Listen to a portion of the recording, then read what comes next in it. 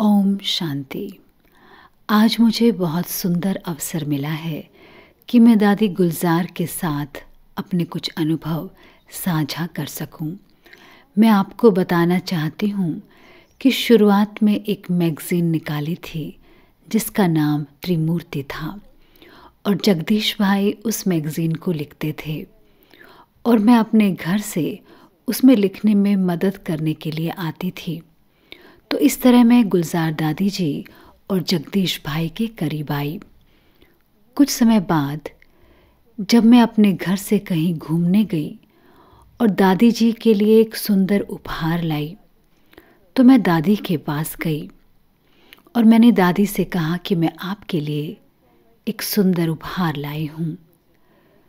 तो दादी ने अपना हाथ मेरे गले में डाला और मुझे हॉल से अपने कमरे में ले गई और मुझसे कहा, चक्रधारी, एक बहन जो मेरे साथ रहती थी वह किसी दूसरे सेंटर में चली गई है, तो क्या तुम मेरे साथ रहने के लिए आ सकते हो? तो मैं तो बहुत खुश हो गई। मुझे पता था कि मेरे घर से मेरे माता पिता मुझे सेंटर पर रहने की अनुमति नहीं देंगे, लेकिन फिर भी मैंने बड़े दिल से दादी से कहा, हाँ, मैं आपके साथ रह सकती हूँ। उन्होंने कहा कि तुम कब आओगी? मैंने कहा, कल आ जाऊंगी। तो अगले दिन सुबह नहीं बल्कि दोपहर 2:30 बजे मैं कमला नगर सेंटर पहुंची। गुलजार दादी बिस्तर पर सो रही थी और उन्होंने मुझसे भी कहा कि तुम भी लेट जाओ, थोड़ा आराम कर लो, उसके बाद हम बैठेंगे और मेरे बिस्तर के नीचे एक चटाई है, तुम उस चटाई को फर्श पर बिछाकर उस पर लेट जाओ। और कुछ मिनटों के बाद उन्होंने कहा कि शायद तुम्हें फर्श पर सोने की आदत नहीं होगी और मैं फर्श पर सो सकती हूँ और तुम बिस्तर पर सो सकती हो। लेकिन मेरे बिस्तर पर सोने का कारण यह है कि जब सभी के कपड़े धुल जाते हैं तो वे थोड़ा पानी डालकर सारे कपड़ों को लपेटकर मेरे बिस्तर पर रख देते हैं और फिर उसके बाद हम उन कपड़ों पर एक चादर बिछा देते हैं और मैं उन कपड़ों पर लेट जाती हूँ और इस तरह सारे कपड़े प्रेस हो जाते हैं। तो हो सकता है कोई बटन या कुछ और तुम्हारे शरीर में चुभ जाए, इसीलिए मैं तुमसे पूछ रही हूँ कि क्या तुम बिस्तर पर सोना चाहती हो या तुम फर्श पर सोना चाहती हो?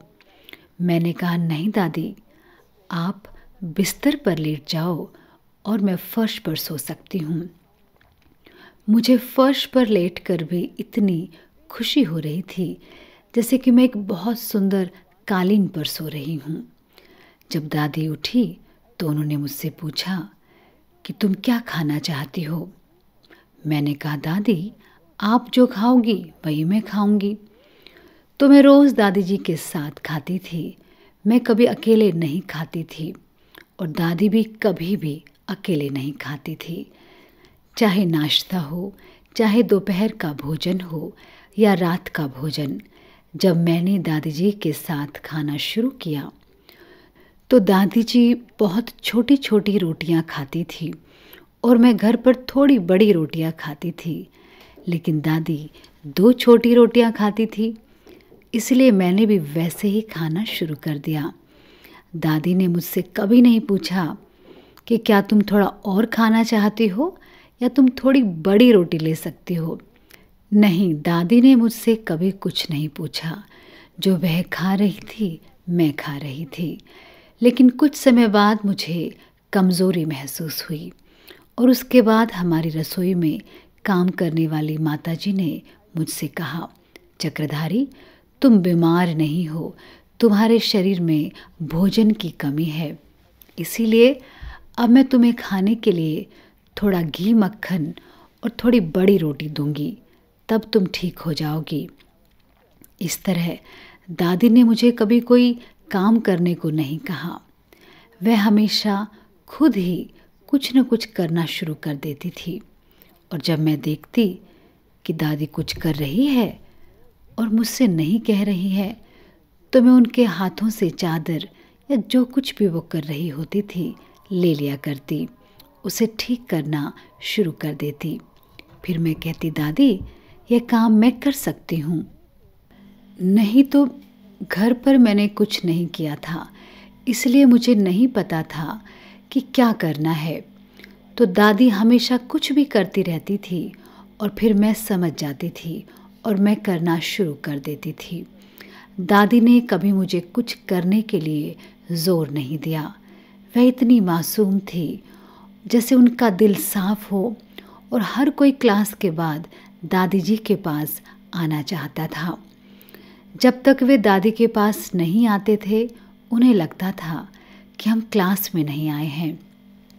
और दादी क्लास के पहले मुरली में इतने सुंदर पॉइंट्स देती थी, कभी कभी मुझे लगता था कि शायद दादी ट्रांस में चली जाती है, शायद बाबा उन्हें इतने सुंदर पॉइंट्स बता रहे हैं। फिर एक बार मैंने दादी से पूछा, दादी बाबा आपको रोज़ इतने सुंदर पॉइंट्स बताते हैं। उन्होंने कहा कि ये हमेशा बाबा नहीं बताते, कभी कभी बाबा मुझे कुछ पॉइंट्स बताते हैं, लेकिन ज़्यादातर मैं ज्ञान का मंथन करती हूँ, जो मंथन मैं सभी के साथ शेयर करती हूँ।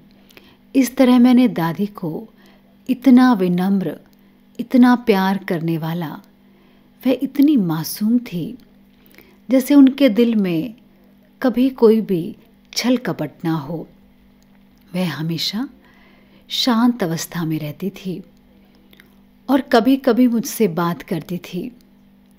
हम गर्मी के मौसम में छत पर सोते थे और वह कभी कभी अपने शुरुआती अनुभव हमें बताती थी, जब वे नई नई यज्ञ में आई थी और जब उन्होंने सेवाएं आरंभ की थी।